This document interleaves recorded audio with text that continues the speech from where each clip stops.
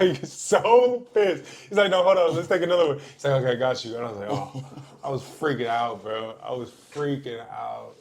But it was good. That's what I love about the city, man. Everything's so close. You know everybody. And it's just amazing. I truly think it's really cool, man. Can you see yourself leaving? See, I see myself leaving for an opportunity, like New York or LA, right? New York has a hub for creatives, which is amazing. LA has a hub for creatives that are amazing. But San Francisco just got my heart, man. Yeah. It's just got my heart. Yeah. I can go get my deli sandwich when I know my spot. That's funny. You know, I could go on, if I, over here, there's Brenda's is okay. But I go there if I want some, soul food. Popeye's been around forever over there. My homeboy grew up like right around the corner. He's still there on Scott Street. Yeah. So he started this whole hub of artists. Yeah. And we created this community here.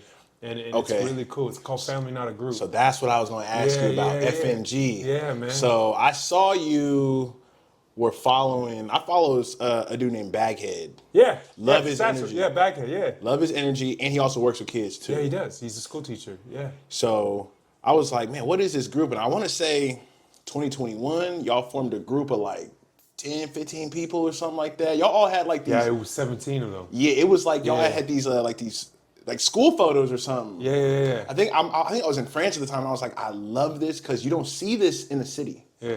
You don't, like in the city with the city rappers, like it's a different sort of sound that like Thizzler type music. Y'all are real like original and like this is our speed, this is our lane, and there's so many people that are involved in it, and you're not involved in it musically, but the art. And you're a part of that community of creators, and I don't know. I just thought that was dope as hell. Dude, it was so sick. I mean, what they're doing is we call it the Renaissance of SF, man. Because it's like a special time for creatives and the ability when you take a group of people that all have a main goal of kind of getting on a mainstream platform, right?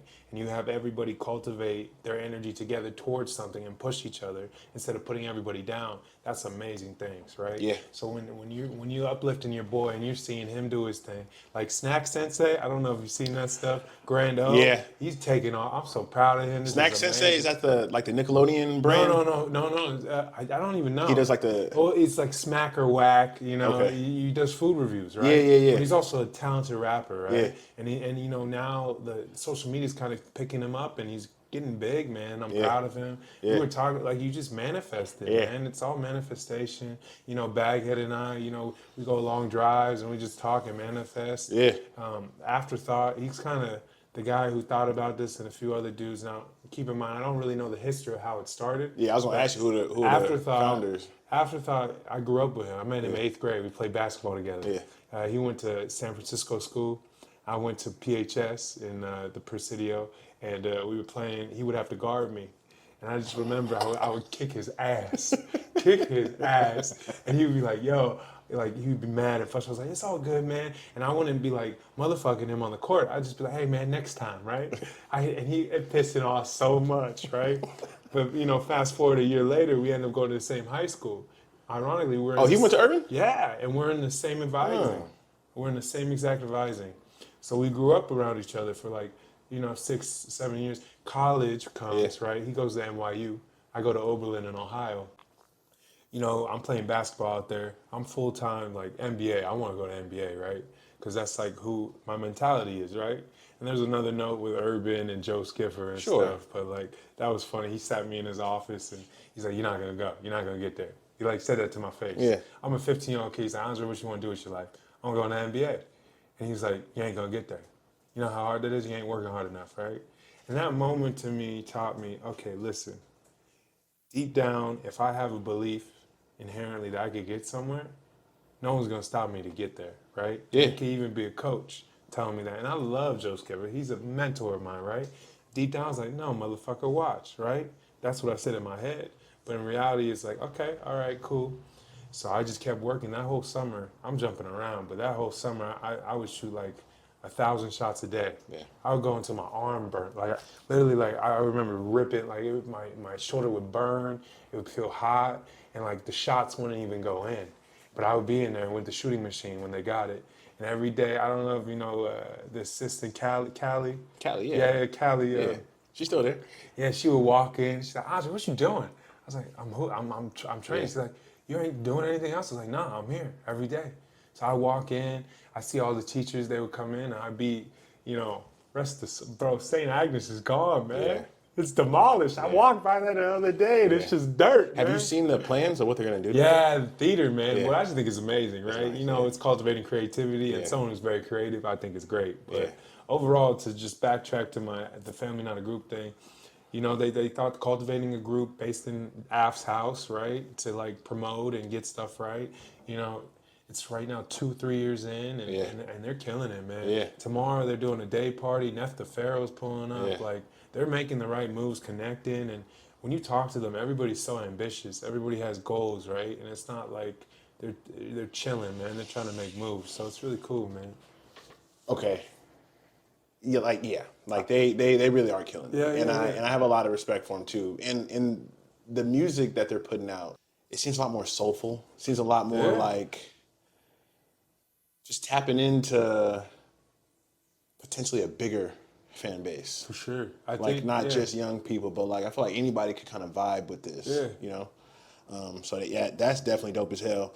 But I actually do want to go back and kind of explore like your hoop dreams. Yeah, dude. We could Because definitely do that. the first time I met you, We could definitely do that. I was 25. This is summer man. 2017. I'm Like 25, my age, right? Yeah, that's and I'm hooping at Presidio YMCA. Yeah. And at this time, I was nice. Like this is probably one of my primes in Yeah, basketball. I do remember you were cold. You a little bit. You had a Yeah, little something to you. it was you and your partner, your short partner, used to hoop with you. I think he hooped at Urban as well. He was at your art show. He's around.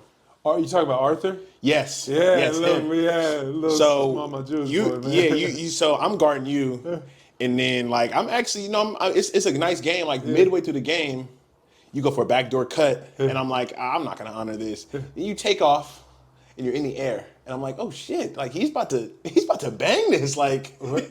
And then you caught it, alley oop. Yeah. You missed it, but I was like, damn, like you're on that type of time, huh? You're on that. Oh, it's like that. That was the first time I met you. I was like, okay. So what was that, 6 years ago? So I was. So you were still at I was Oberlin like at the time. 19, right? You had to have been. Yeah, Oberlin. that was hard. That was like I'm going to the league. Exactly. Like, type thing. Well, I could just tell by the way you play, you were around intelligent basketball on a daily basis. Yeah, so I mean, the hoop dream probably started like anybody in like kindergarten, first grade. You're seeing the NBA guys on TV. Sure. Channel 7, finals, you get on there, you see it, and you just hook to that TV because these guys look like gods, right? And they look like me, right? They're tall, and they're killing it. And I think that's where it really started. But the most thing, my dad took me to my Warriors game to see Michael Jordan, one of his last games. He was on the Wizards. Yeah. I'm 5 years old, but I'm able to identify him and see him, and I'm like, shit, that's the guy, right?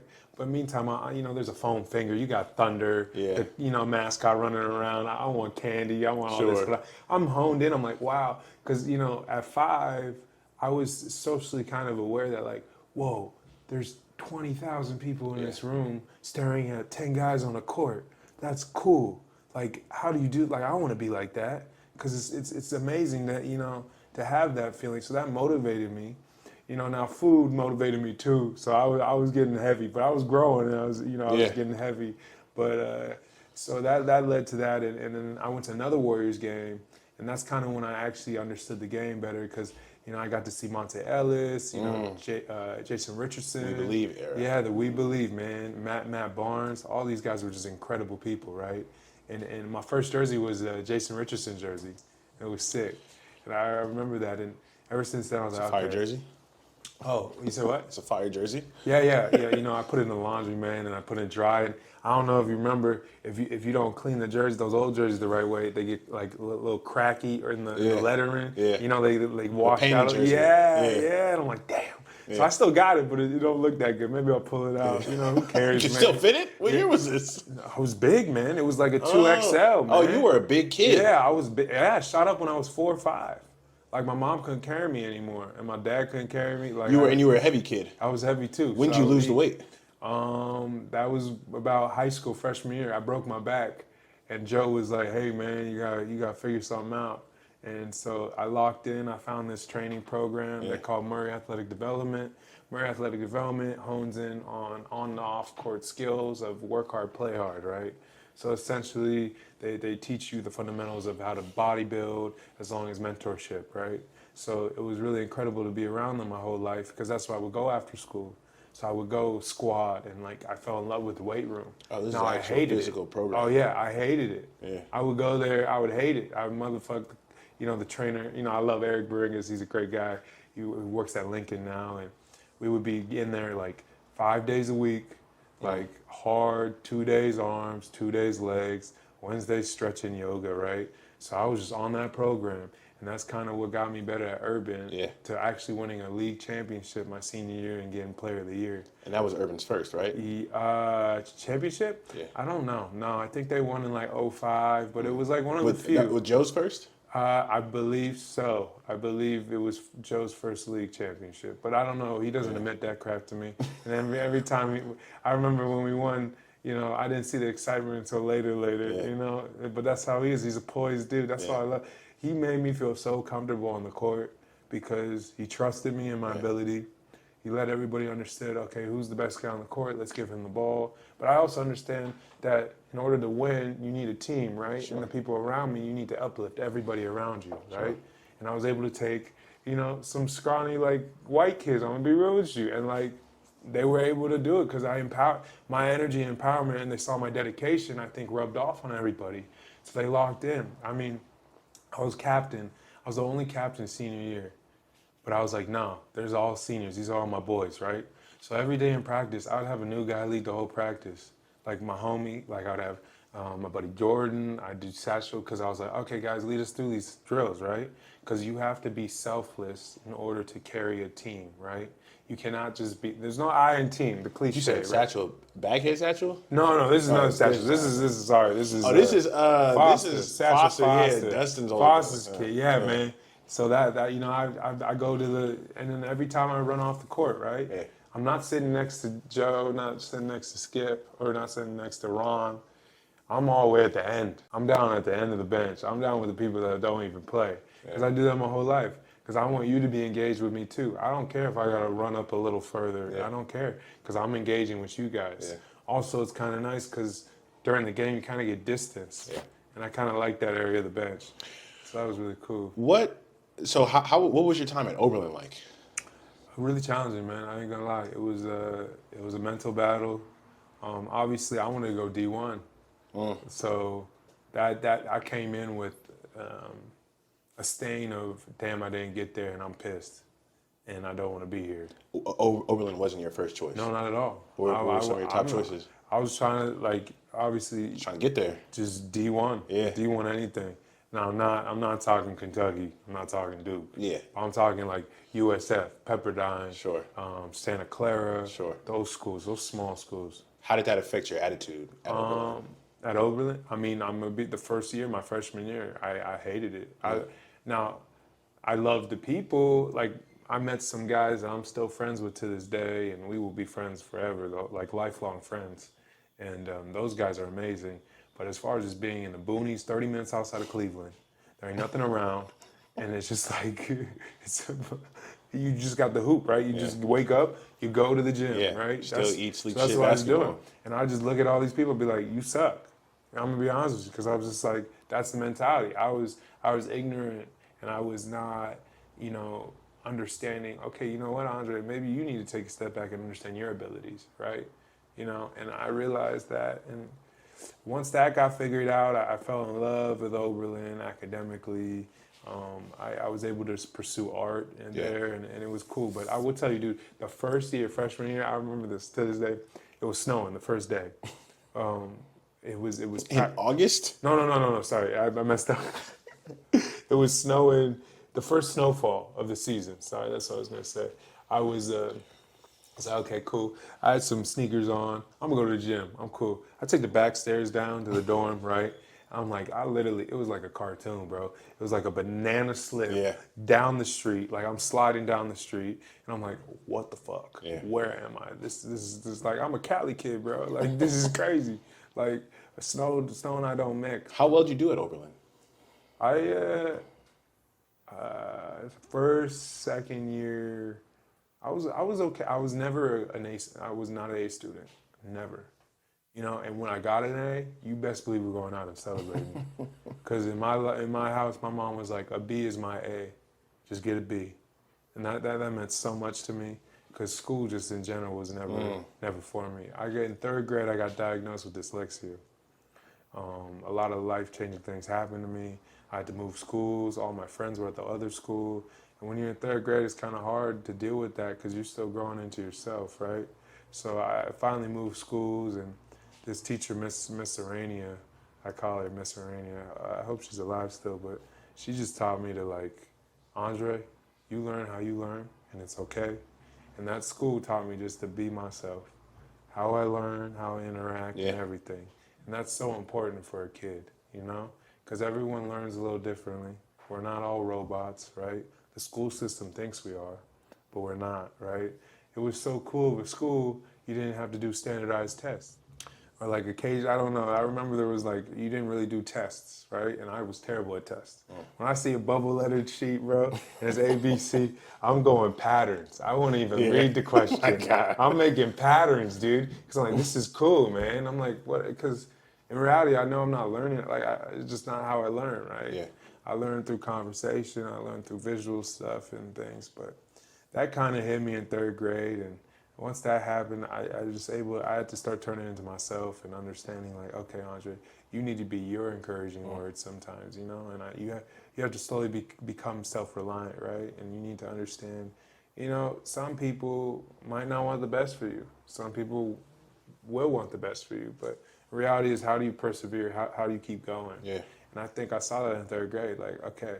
Now, keep in mind, it was a terrible transition. I was crying. Like, this was terrible. But, you know, and then I had basketball and sport. And I feel like sport really discipline, lock in, you're going to be all right. Yeah. And my mom always told me I was going to be all right. So that was really nice of her. Yeah. So after Oberlin, I know you were doing you were still following the hoop dream still. I was. I definitely was. I was following your journey because really? you documented it well. Yeah, I reposted your shit on my story a couple times. Oh, yeah, yes. This was either pre-pandemic or during the pandemic. But what year did you graduate from Oberlin? 2020, man. About 4 years ago. Come out 4 years. Jeez. Okay, so yeah, I know you were at these workouts, like these combines and stuff like that. Yeah. So after Oberlin, I scored 1,000 points. You know, it was great career. You know, the fourth year, my senior year at Oberlin, I was kind of not taking things seriously. A lot was going on. Relationship manipulation, like I was not there mentally. Yeah. You know, I lost a very close family member to suicide. Like it was a lot, and I was breaking down. Yeah. And you know, I think I realized that moment. I was like, you know what, Andre, you gotta turn into yourself. What do you want? Like, what do you want to do with your life? You don't care what your parents say, what your friends say. Like, what does your soul really want, right? Like, what pushes you to get up every day, right? Yeah. And for me then, it was like NBA still. Yeah. So I was like, all right. And to make this a longer story. No, it's fine. What did your parents say? Like you said, don't listen to them, NBA. What was kind of their guidance and directives? So that was funny. So pandemic happened, I moved back home.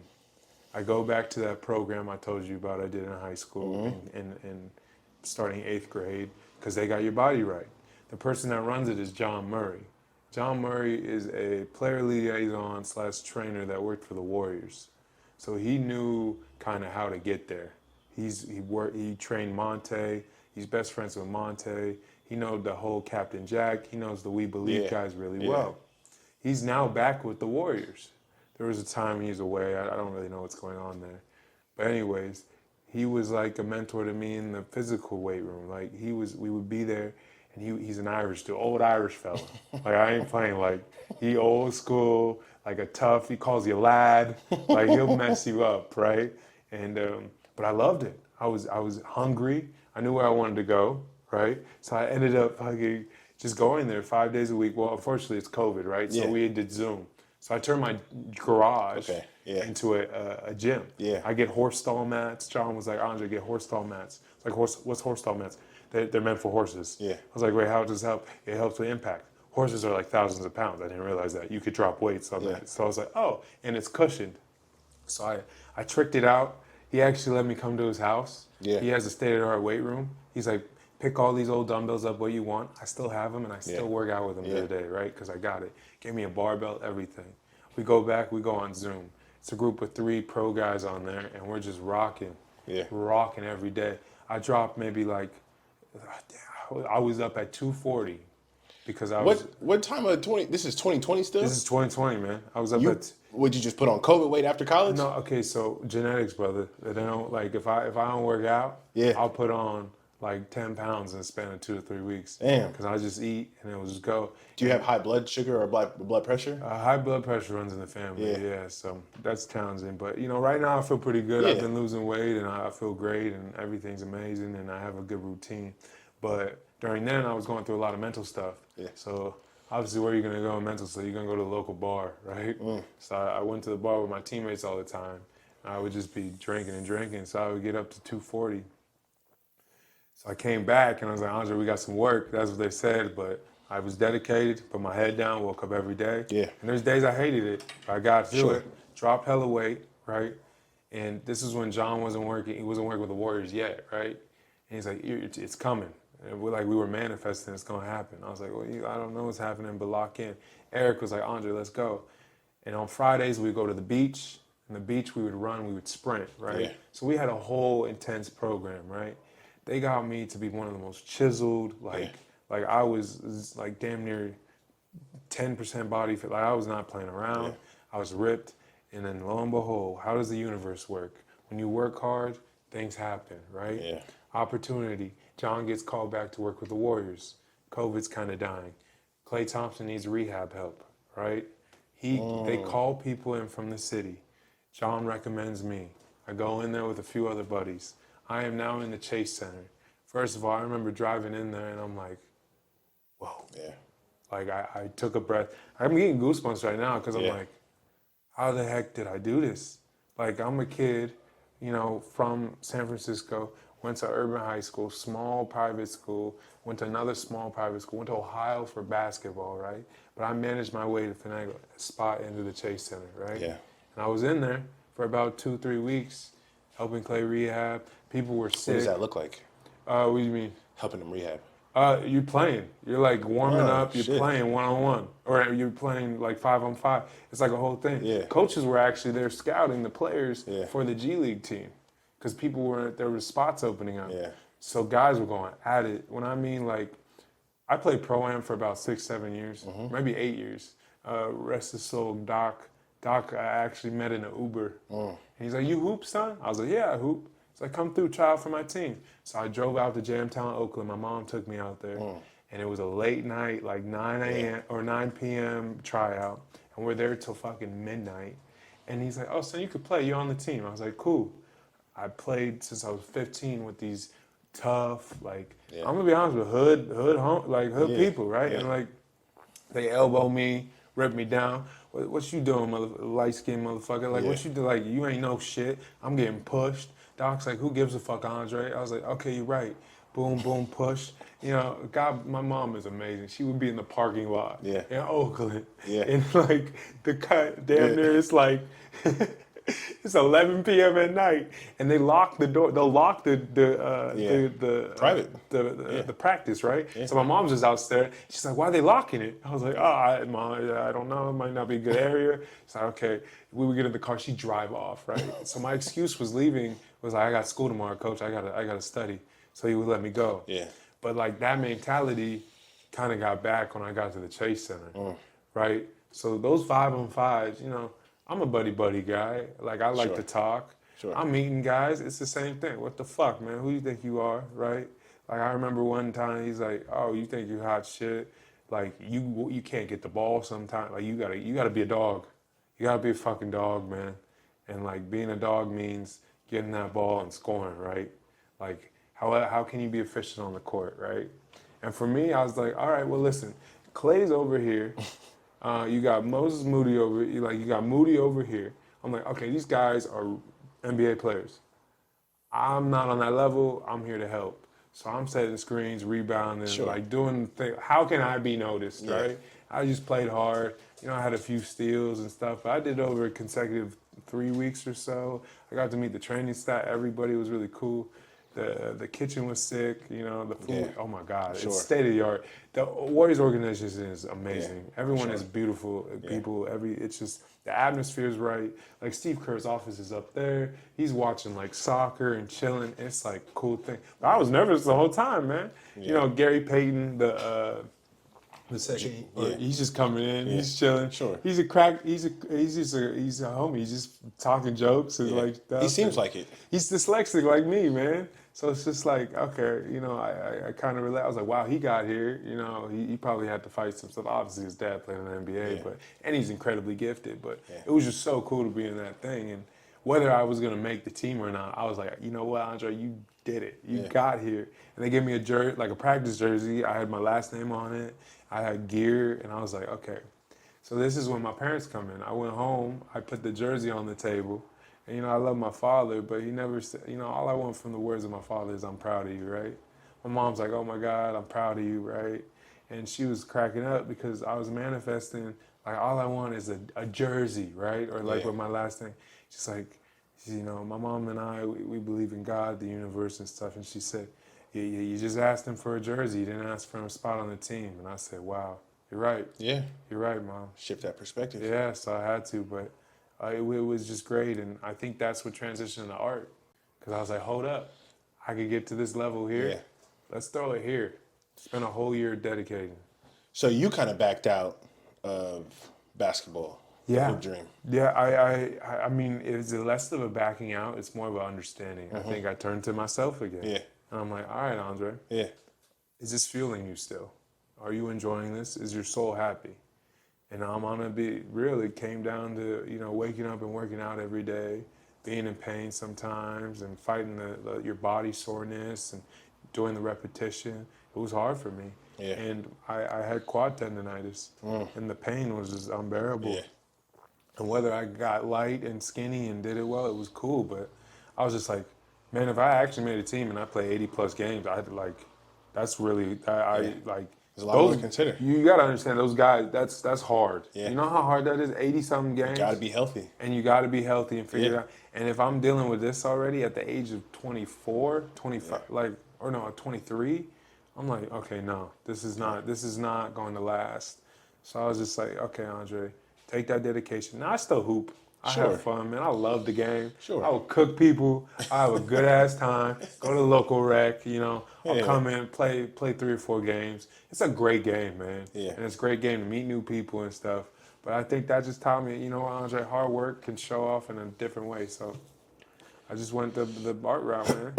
And this is back into 2020, started 2021. This was 2021. Okay. Because so I was nervous, right? You know, I ain't playing. You get in there, man, I'm straight to the bathroom nervous. You know what I mean? Like, you know, it was like that. People be like, yo, is Andre okay? They called me AC because it was my last name, Andre Campbell, right? And they called me AC, and I was like, who's AC? Oh, that's me, right? Because I was like, it's just wild to hear these names, like my name coming out these guys' mouth. Bob Myers is there. It's like crazy. So that was cool. What made you put paint to canvas? Like, what was it? You know what I'm saying? Like, had you painted before, or was this something new? Because I actually heard a lot of people talk about creative expression, doing it with paint, like doing it with art, illustrate any sort of like illustration, something like that is it's just different. You know what I mean? Than like say music or something like that. For sure. I think it's similar, but completely different for sure. Like the way a musician gets inspired and an artist gets inspired, like a physical painter, I think it's very similar. Whether the outcome is a song or the outcome is a piece, I think it's very similar too. So there's no like, I think that's why I hang out with all those artists, those rappers. Yeah. Because I'm like, oh man, we the same people. Exactly. You just a vocal lyricist, and that's amazingly talented. You can sing, but I could throw some crazy shit on a fucking canvas, right? So were you good at painting before, or you just got good, you just picked it up?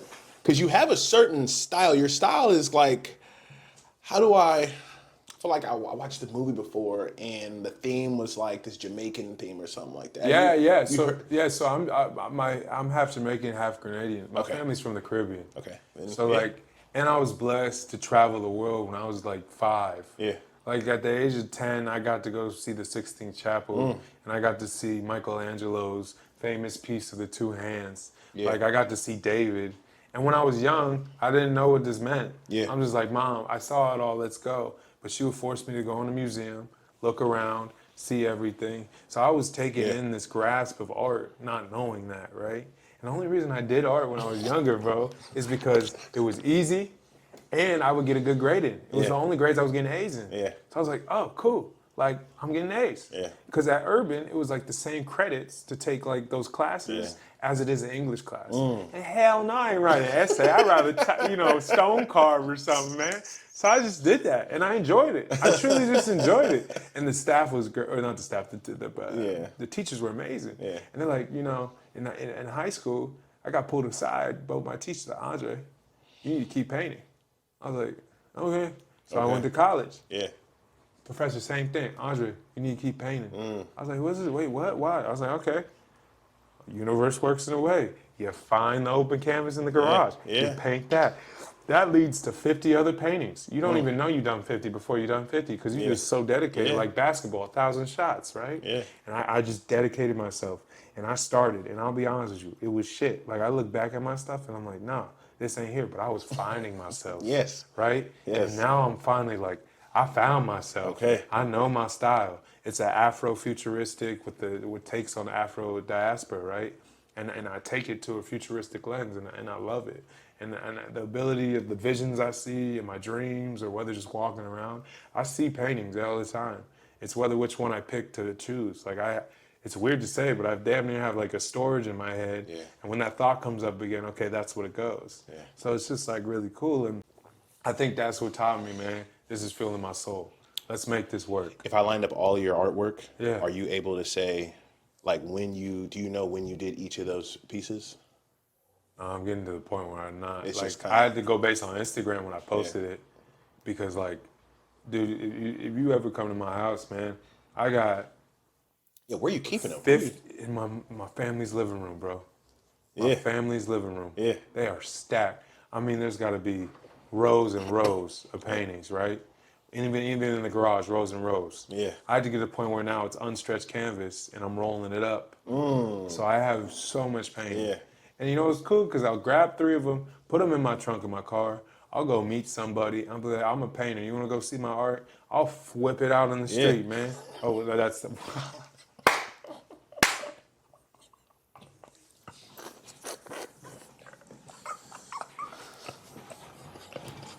I'm sorry. Wait, hold on. I will roll them out on the street. Yeah. No, I got you. I'm here. I'm still here. I know. Okay. I had a moment. Man, I'm a child. But yeah, so anyways, I would just like display them on the street. And I did a booth on Union Street Festival. Yeah. That was my first like, Andre, let's do it. Well, you had the art show before that. I pulled up to You came to the art show, but that was like 2, 3, 4 pieces in a group, right? It's facilitated. They're like, just drop it off. We got it, right? Okay. But that Union Street Festival. Brother, I had to go on Amazon, find a tent. Damn. I wanted a black tent because I like this black idea. I had to get fucking chicken wire coop and extend it and cut it and then take zip ties. And I was bleeding in my hands, snapping it up, like boom, boom, boom. I had to get a table. How was I going to present people? Like there was a business behind it, right? Yeah. But I was like, Andre, you got to do this. Yeah, you got to show people this is real. And I did it.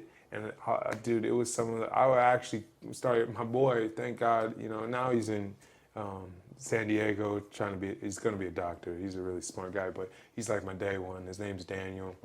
And he was there both days. I didn't ask him to be there, but he's like, I'm going to be there. Yeah. So he's helping me present my art, helping me pack up stuff when people bought it.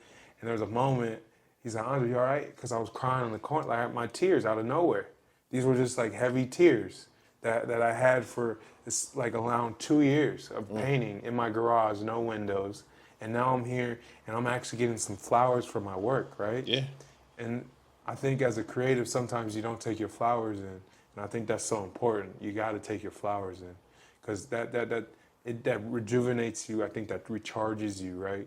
Because sometimes you go to the app, you post it, you might get like 15 likes. Sure. You know, and Exactly. you ain't like It's the most Kendrick frustrating Lamar, part about it. and you're like, wait, what? But like all these people see it, and there's only 15. I'm like, whatever, keep going. Yeah. Because those are all the people. I find people that are there already. Like I went to an art show last week. I met a guy. He just sold a piece for $1.7 million, and I was just like, dude, this is me. I was like, yo, bro. Like I didn't know who he was. I was like, hey man, you got cool swag. He said, yeah. I was like, you do art? He said, yeah. I was like, I made that. It was like a Pinocchio, like a black Pinocchio. Amazing, talented artist. So I show him my stuff. I'm like, dude, hey man, I'm gonna just be real. Like I'm in a garage, but I really I want to do this. And he's like, you know what, Andre? You're good, man. You got the look. You're gonna be all right, man, and it will come. Just keep going. And I get that a lot. Yeah. Every person that's older than me, they just say, keep going. Yeah. I'm like, well, what does that mean, man? That's what we all about. You know what I mean? Just keep going. I get it, and it's cool, but it's just like, you hear it so much, okay, I want like physical, tangible things. Yeah. Like, you know what I mean? Like, give me the blueprint of like the steps for At Least Swift. And he dropped some knowledge on me, and I'm cool to like, I'm gonna get that going, because I think it was really smart of him. And he was the first guy to actually drop knowledge on me, and I'll just say, keep going. And I'm not saying keep going is, you could hear that, you need to hear that, but I've heard it so much that I'm like, all right, guys, I'm in the mood to make a business play, to make this financially ability to do that. And so it's crazy, man. But that art, it's just in the soul, man. I genuinely would not do anything else. So what is the business model? Because I know you talked about needing to purchase certain things, and I can't imagine that you have tens, if not hundreds, of painted canvases at your house. Yeah. Buckets of paint. Like, how are you funding that? So when I dropped my website about 3 years ago, I got a good chunk of change from just art. And it was solid to hold me over for those 3 years, right? And I'll be full transparent. Like selling artwork? Yeah, online. Yeah, I was e-commerce, Instagram. There were like about 20 random people that want to buy my art for the price I have on my website. Sheesh. And I sold I sold about 10 grand in a day real quick. That was crazy. Yeah. That was like, whoa. And then gradually over the months I got more. And you know, obviously it's a roller coaster, right? Yeah. But then I was like, holy shit. Like I was shocked. I made something out of nothing. And that's like the dopest thing to do, right? So essentially that happened, and that money I had, I live frugal, man. I'm still with my family. I don't go out a lot. And when I do go out, I either get picked up by somebody or something. Like, I need to understand, like, I ain't making millions. I ain't making hundreds of thousands of dollars. But I'm making enough to pursue a dream. Yeah. And I know one day it will pay off, and one day I will win. And you're just, the money that you're making, you're just pouring it back into your business. Right back. Drive straight to the art store. Yeah. Buy canvas, new paint. Don't even think about it. Maybe take $100 out for a nice meal somewhere. I don't know. But that's it. And I do that for the last 3 years. So how often are you at the art store? In a week? Like every week, like twice, 3 times a week. They know me so well, they call me Andre. Yeah. They're like, oh, well, obviously my name, but they're like, hi, Andre, you back? Hard working, man. And it's just cool, and Debbie works the counter there. And I see Debbie, I'm like, Debbie, can you check me out? Because Debbie makes sure the coupons work for me and stuff. Okay. Oh, hell yeah. She's like, she watches my back. Okay. She's like, okay, throw one more paint in here, throw this down. And then I think it's Laura, the manager. She's like the regional manager, or the manager of the place. It's Michael's. I just go to Michael's, man. Michael's in Ceremony, or by Coma. Yeah. Right there, right? Okay. I pull up, I go in there. She sees, hi, how you doing today, Andre? I was like, I'm good, man. Just doing my thing. She's like, you hard working. And for the last 3 years, I've created a relationship with her. Yeah. And she's just, it's coming. Don't you worry, baby. Now, okay, so it's safe to assume that with FNG, somebody's making a song, putting out a single, they want some artwork, they hit up Andre, what's good? Can you? That's happened a lot. I mean, so how does that work? So you charging your partners or? No. I mean, the only ones that I have actually used it is Afterthought, and Afterthought I've known since 8th grade, and I would never do that to him. He's like my boy. He's a brother to me. Like, he's been there for me. I'm always the type of guy to pay it forward. And whether I need to meet you and you need to prove to me authenticity on a level of which I really like you, and we have actually connection here, right? that I'm gonna do it, right? Yeah. Like I'm gonna be real with you. I know you. I've known you for a while. You a homie. If you're saying there's a project like this you want to do, a podcast, I'm there, man. And I said yes. You don't have to pay me anything, man, because I truly believe in those moments when people find something to identify with, and they're truly passionate about it. I am up north and foremost for it, dude. I don't care. I'm the same way, and I think that's the right way to be, especially with people that you grew up with. Yeah. I think we're in this situation. You kind of touched on it with social media and people kind of getting big heads, and we used to sit on adjacent squares in kindergarten on the rug. Yeah, like, you gonna charge me for this? You know what I'm saying? I mean, obviously, yes. One day, I hope to receive it back through any form. Yeah. And I know it will come. But right now, we all in the like mud, man, and we all trying to get out of it. Exactly. And like the mud don't mean like you in the hood, but the mud just means struggle, the grind. Just struggle in the grind, right? And like we all there. And if you're like, hey Andre, I need this. I'm like, okay, man, what the fuck? I'm kind of mad, but let's do it, right? Because like I'm like, oh damn. This is a lot. This like painting's a lot of work, man. Yeah. Like the art I make on my Instagram, that takes 30 plus hours. Yeah. And I don't even know what I'm making. And when I do the time lapse, yeah, you are seeing my raw process. I love the time lapse. I love the message that you put out there. Okay, so kind of talk about like not so much your approach, but just like your perspective. I mean, you kind of did talk about it. We're all in the mud, but you give a lot of, for those out there who don't understand, like he gives a lot of encouragement. It'll be like this encouraging statement, and then you'll paint over it. Yeah. And when you do the time lapse on the reels, it's like, yeah, that was nice. I like that. Yeah, I think I'm pulling stuff from my heart, man. Yeah. What I want to see, it's an affirmation to myself. Those words of encouragement are actually a mirror for me. That's what I want to see, right? Because if I'm not getting it from other people and stuff, again, you got to turn into self. Yeah. So I just would write it. You know, you're one yes away, right? Yeah. Another one is, you know, shoot for the start, like for real. Yeah. Like it sounds like cliches, but you need to hear that, man. Yeah. You Seriously. really do. Like, because your brain, man, we all suffering and we all got our battles in our head, right? And it's how you identify that, right? And staying positive and ignoring the negativity, right? Even though it comes up and you're like, fuck, why? Like, I don't want to think like this. But now as I get older, I take it in. I turn to self again. Like, that's just the phrase I got today, but it's just, and then I just go, man. Yeah. I keep my head down. I grind because, you know, the late and great Kobe, he's like, the Mamba mentality, that shit's real, bro. Yeah. That's like, and I finally see it. I finally actually because I was younger, Mamba mentality. Wake up, let's go, 5 a.m., let's go. Yeah. So, okay, I'm up in the gym, I'm shooting, I'm working out. Like, I'm getting work in, right? Mm-hmm. Like, in the gym, I'm grinding. But taking that idea of the Mamba mentality and placing it in life scenarios, bro, life-changing. Yeah. Life-changing. Yeah. Just for regular, For real shit. This semester as a student, I'm finna... Like, I'm going to wake up when my alarm is, or if not, 15 minutes before. No, for real. Only once. Yeah, you know what I mean? I'm going to make my bed, right? Like, these are wins. Yeah. You need to treat days like wins. Yeah. Microscopic wins. Like, you know, because that builds up to big ones. Yeah, they say you need, 5 wins in a day, six wins in a day? That's cool. Yeah, I mean, I think it's real, though. Like, you got to do that. Because I think when you see that mountaintop, you're like, damn, that's fucking far, right? Yeah. But then you take those tiny steps, man. Next thing you know, you look back, it's 3 years. You got over 100 paintings. You're like, holy crap, I have a new style, all right? You know, I'm becoming more confident who I am. I'm walking into galleries. Yeah. So, like, I went to New York. I couch surfed for 3 weeks.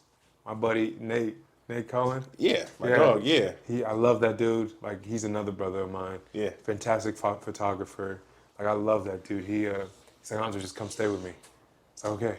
So I stayed there on the couch, and every day I go to Chelsea or go to the Lower East Side, and I go to galleries. I just walk in there, say, hi, my name's Andre Renee. I'm an artist. Here's my card, right? Obviously, they shake my hand. Okay, we'll be in contact. Sometimes they don't. I know that, but I'm doing it. I'm taking the forward step. I'm walking into that gallery. Hi, I'm going to be in here one day, right? I'm manifesting physically to be there in that space. I would go to random galleries. Yeah. Sometimes I would hide. I'd be in, what's the biggest one?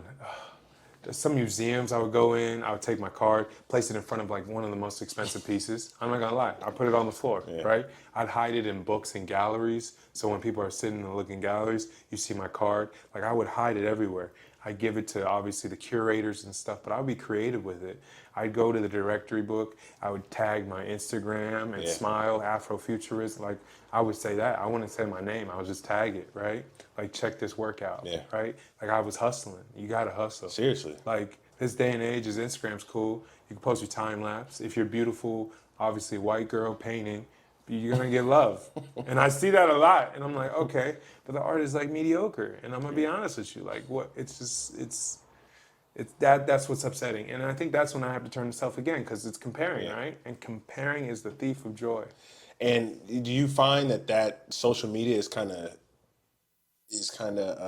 although you need it as an artist, Oh, for sure. but do you feel like it's kind of ruining the experience because you may not be where you are, or other people may be where you want to be? Absolutely. Yeah, for sure, dude. I think that comes from just being a competitor from basketball and everything, right? Like, he's the better player, damn. And like, I'm cool, but like, in the end of the day, we're all running our own race, right? Yeah. We're all in different lanes, right? He might be ahead, it's cool. And that person might be behind, and you might be in the middle. Yeah. But the reality is like, okay, but that's just motivation. I treat that as motivation now. I'm like, holy shit, that's a fire piece. LeBron bought it. It's awesome. You know what I mean? Like, I'm getting there, right? It's not like, fuck, man. Those eyes look right. Those eyes look terrible. Like, what? No, that's sick, dude. Yeah. Oh, that person just got into Guggenheim. Fire. Go ahead, do your thing. She just did a mural for Google. I'll DM them. This is lit. Because if I was in that space, I'd want the same thing, right? And I know my flowers are coming, and I know I just got to be humble and take my time. Yeah. But it's hard, man. You get a lot of pressures, societal pressures, life pressures. You got to pay bills. You got to figure it out, man. It's just a hustle, man. Yeah. Well, where can folks find you? They want to... Oh, man. It's Renee Dre, man. Renee Dre. Okay. Yeah. On Instagram. On Instagram, yeah. Okay. That's probably the main one. And then you'll get my link to my website and stuff. And I appreciate you inviting me into your space, man. Absolutely. This is incredible, man, for real. Yeah, I'm glad you agreed to it. You know, still, sticking to their craft. Yeah, dude, just keep going, man. Next move, for real. Yeah, this is real shit, man. God bless you, man. Appreciate it.